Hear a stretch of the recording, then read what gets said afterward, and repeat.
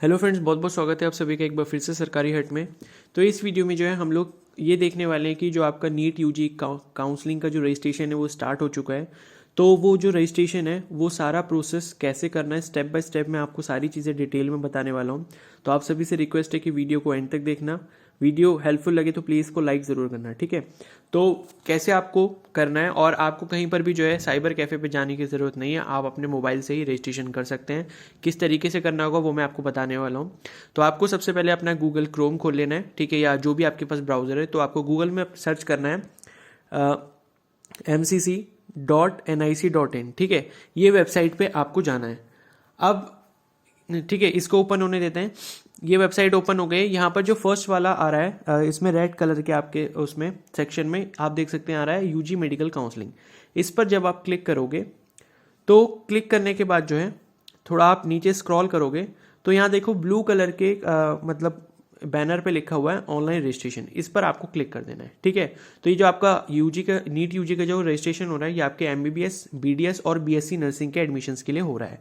Okay, अब यहाँ पर जो है रजिस्टर्ड कैंडिडेट साइन इन करके ऑप्शन आ रहा है। आप नीचे आओगे, स्क्रॉल जब नीचे करोगे तो यहाँ पर आ रहा है new candidate registration, orange colour के बैनर के ऊपर लिखा हुआ है, ठीक है। इस पर आपको क्लिक करना है। क्लिक करने के बाद इसको खुलने देते हैं, ठीक है। ये जब ओपन हो जाएगा तो यहाँ पर कुछ टर्म्स एंड कंडीशंस लिखी हुई हैं, ठीक है। इसमें लिखा है प्लीज़ रेड केयरफुली, तो आप इसको पढ़ सकते हैं अपनी नॉलेज के लिए, ठीक है, कि किस किस चीज़ का जो है आपको ध्यान रखना है। अब आप जब इसको नीचे स्क्रॉल करोगे तो आई एग्री पर आपको क्लिक कर देना है। आई एग्री पर जैसे क्लिक करोगे आप दूसरे पेज पर पहुंच जाओगे, ठीक है। तो अब ये दूसरा पेज ओपन हो गया है जहां पर आपकी रजिस्ट्रेशन डिटेल्स आपको एंटर करनी पड़ेंगी। आगे पास समझ में। तो यहाँ पर आ रहा है देखो न्यू कैंडिडेट रजिस्ट्रेशन। इसमें क्या है, आपको अपना रोल नंबर एंटर करना है, एप्लीकेशन नंबर एंटर करना है, अपना नाम एंटर करना है, और क्या बोलते हैं मदर्स नेम एंटर करना है, डेट ऑफ बर्थ एंटर करना है, और सिक्योरिटी पिन करना है। ये देखो सिक्योरिटी पिन एक बॉक्स में लिखा हुआ है RR1152, ये एंटर कर देना है, ठीक है। तो अब कोई ऐसे अगर कैंडिडेट्स हैं कि इन जिनको रोल नंबर अपना नहीं पता है तो आप अपने एडमिट कार्ड से देख सकते हैं। एप्लीकेशन नंबर भी आपके एडमिट कार्ड में लिखा होगा, ठीक है। अब सपोज किसी के पास अगर एडमिट कार्ड नहीं है या खो चुका है तो आप क्या कर सकते हैं, गूगल में जाके सर्च करना है डाउनलोड नीट 2021 एडमिट कार्ड। तो जो पहला वाला लिंक आएगा उस पर आप क्लिक करना। क्लिक करने के बाद अपना एप्लीकेशन नंबर डालना और डेट ऑफ बर्थ डालना।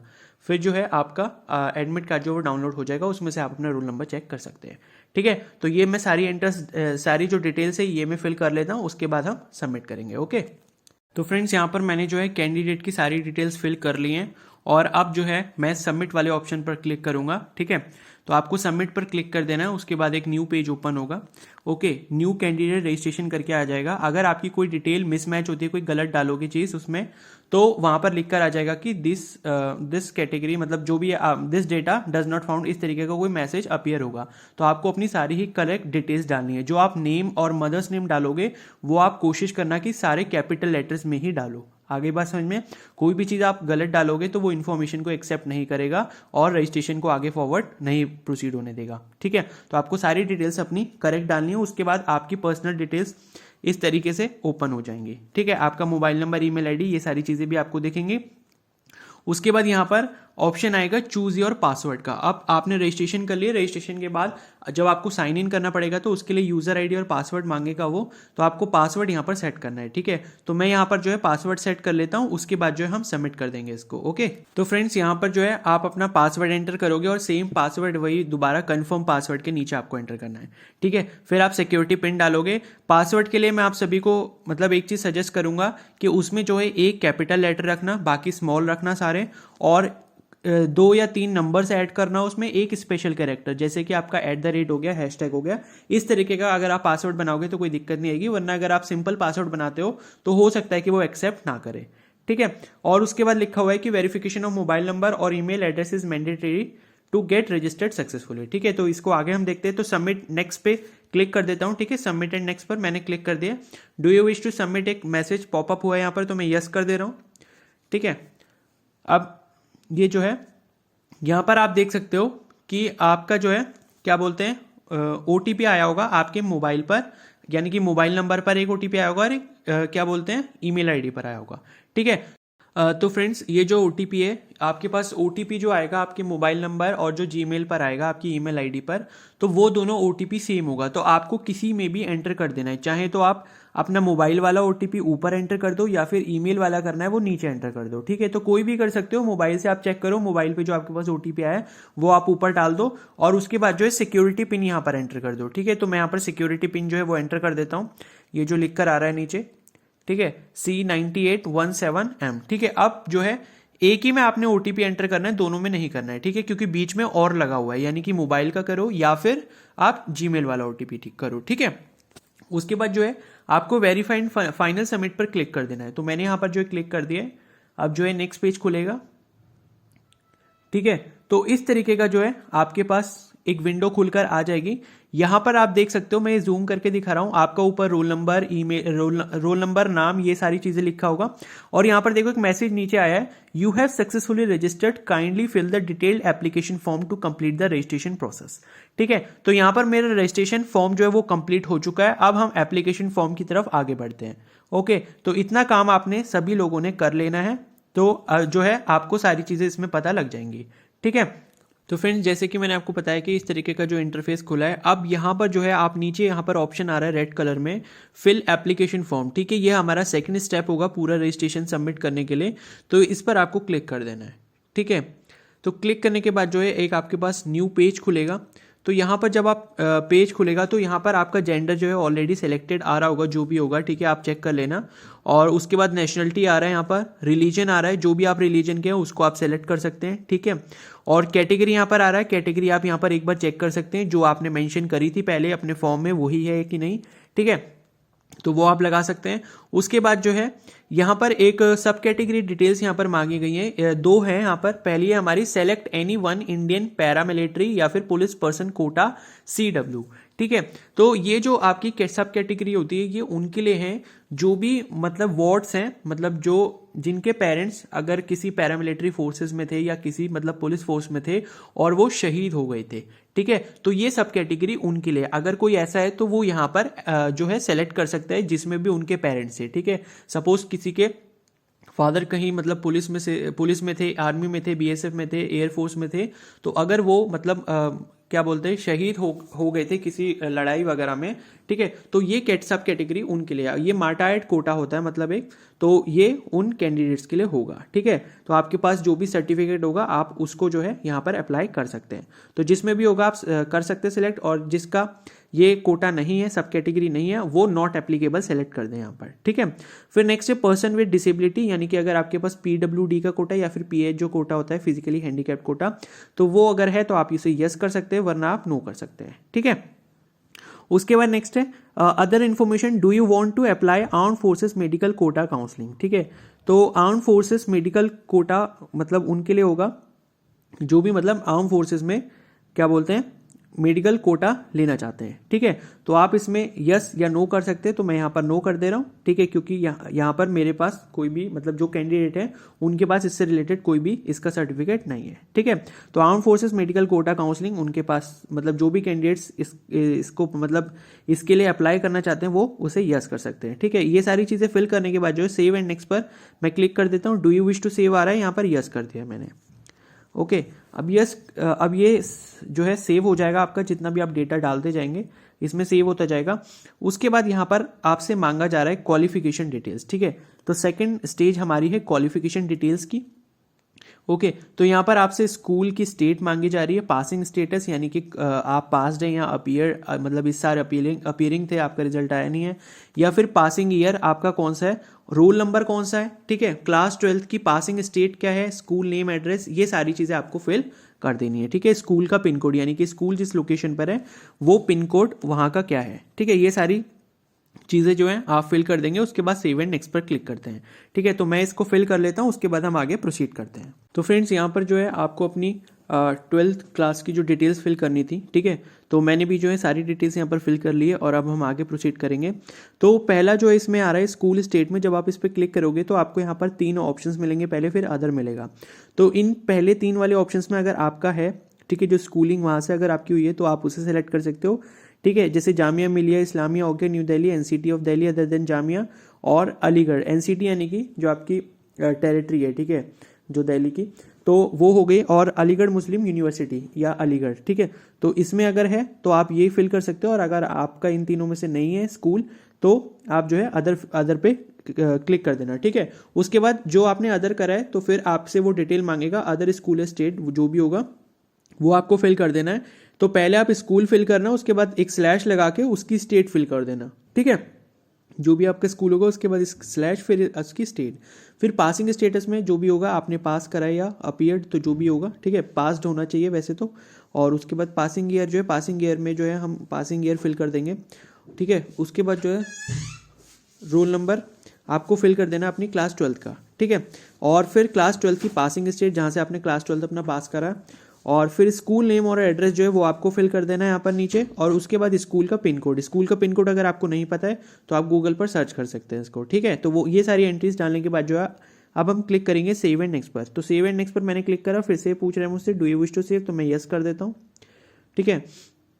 ये होने के बाद जो है यहाँ पर जो है ठीक है, यहाँ पर जो है ये बोल रहा है कि कैरेक्टर्स अलाउड नहीं है, ओके। तो मैं यहाँ जो है स्लैश जो मैंने लगाया था वो मैं हटा देता हूँ, ठीक है। तो आप स्लैश मत लगाना, अपना स्कूल का नाम लिखना और स्टेट का नाम उसके बाद लिख देना।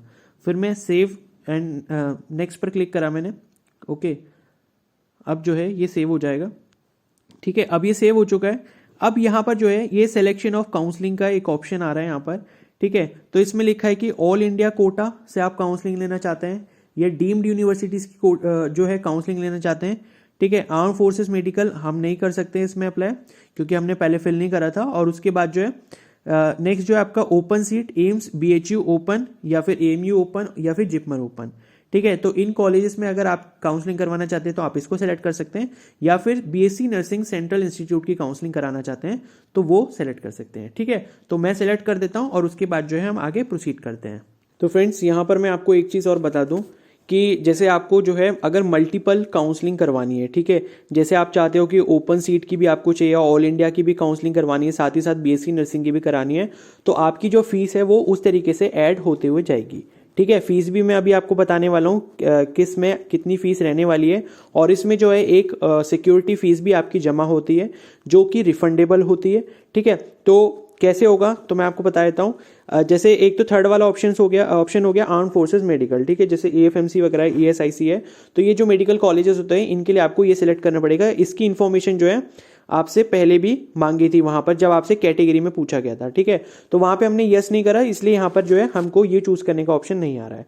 अगर हम वहां पर यस करते कि अगर जो है हमने मतलब AFMC या फिर ESIC के लिए वहां से ऑनलाइन अप्लाई कर रखा है तो जो है हम इसको यहाँ पर फिल कर सकते थे, ठीक है।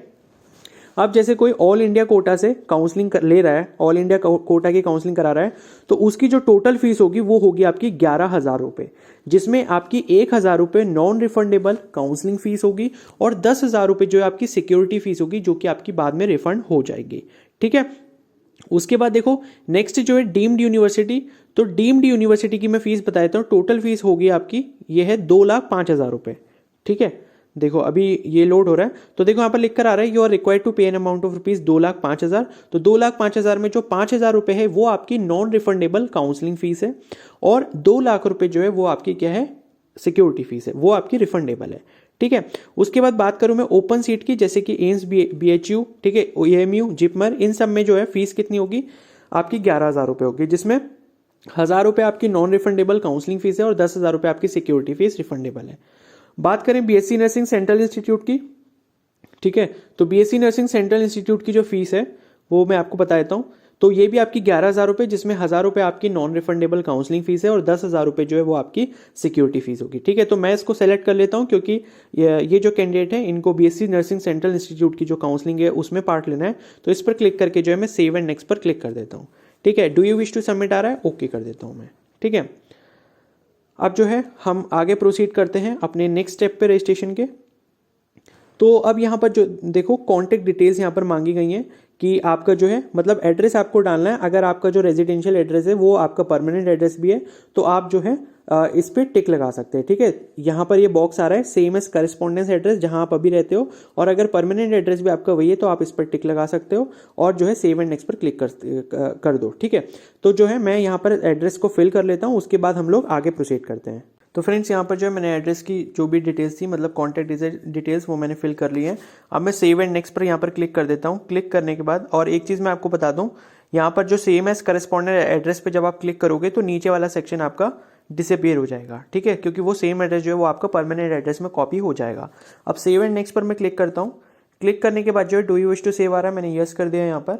ओके, अब जो आपका पेज खुलेगा वो आपकी सारी डिटेल्स के साथ खुलेगा, यानी कि जो भी आपसे डिटेल्स अभी तक फिल करवाई गई हैं वो यहाँ पर ओपन हो जाएगा। अब आपको क्या करना है, अच्छे से ये सारी डिटेल्स मतलब अच्छे से सारी डिटेल्स चेक करनी है कि सारी डिटेल्स सही है कि नहीं है। उसके बाद जो है यहाँ पर नीचे ऑप्शन आ रहा है डिक्लेरेशन का, इस बॉक्स पे आपको टिक लगाना है। टिक लगाने के बाद जो यहाँ पर ब्लू कलर में आ रहा है सेव एंड फाइनल सबमिट, इस पर आपको क्लिक कर देना है, ठीक है। फिर जो है आपके पास पेमेंट का ऑप्शन आएगा। ओके, तो आप जो है डिटेल्स चेक कर सकते हैं, उसके बाद हम आगे बढ़ते हैं, ठीक है। तो मैं भी डिटेल सारी चेक करके फिर हम लोग आगे बढ़ेंगे। तो फ्रेंड्स यहाँ पर जो है मैं डिक्लेरेशन पे जो है मैं टिक यहाँ पर लगा देता हूँ। टिक लगाने के बाद जो है सेव एंड फाइनल सबमिट का जो ऑप्शन आ रहा है इस पर मैं क्लिक करता हूँ, ठीक है। तो यहाँ पर आ रहा है कि these credential will be use for seat allotment, so kindly verify all the details carefully before submission, once submitted these credential can not be change again, ठीक है। तो ये आपका फाइनल सबमिशन होगा, इसके बाद आपकी डिटेल्स में कोई भी चेंज नहीं हो पाएगा। इसलिए मैं आप सभी से रिक्वेस्ट कर रहा हूँ कि फाइनल सबमिट करने से पहले जो है अच्छे से सारी डिटेल्स अपनी चेक कर लेना, अपने नाम की स्पेलिंग, फादर नेम की, मदर नेम की, ठीक है, आपका एड्रेस, सारी चीज़ें जो हैं वो जो है आप जो है चेक कर लेना, ठीक है। उसके बाद जो आ रहा है do you wish to final submit, तो आप जो है इस पर येस पे क्लिक कर देना, ठीक है। क्लिक करने के बाद जो है अब ये न्यू पेज एक ओपन हो जाएगा। अब यहाँ पर जो आ रहा है पे रजिस्ट्रेशन फीस का जो है ऑप्शन अब आने लग गया यहाँ पर, ठीक है। और इस पर जो है अब हमको क्लिक करना पड़ेगा, ठीक है। तो यहाँ पर जो है अब जो है अवेलेबल सर्विसेज में ये चीज़ें आ रही हैं हमारे पास, ठीक है।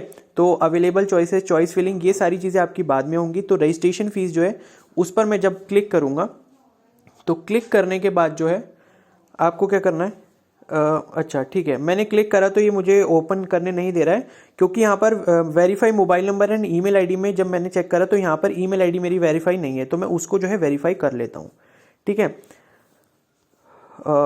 यहाँ पर जो आ रहा है ये नीचे आ गया है वेरीफाई और रजिस्टर्ड ईमेल आईडी। अगर आपके में भी ऐसा होता है तो आप चेक कर लेना एक बार, ठीक है। तो इसको जो है हम वेरीफाई कर सकते हैं। एक बार मैं रजिस्ट्रेशन फीस पर फिर से क्लिक, हाँ ठीक है।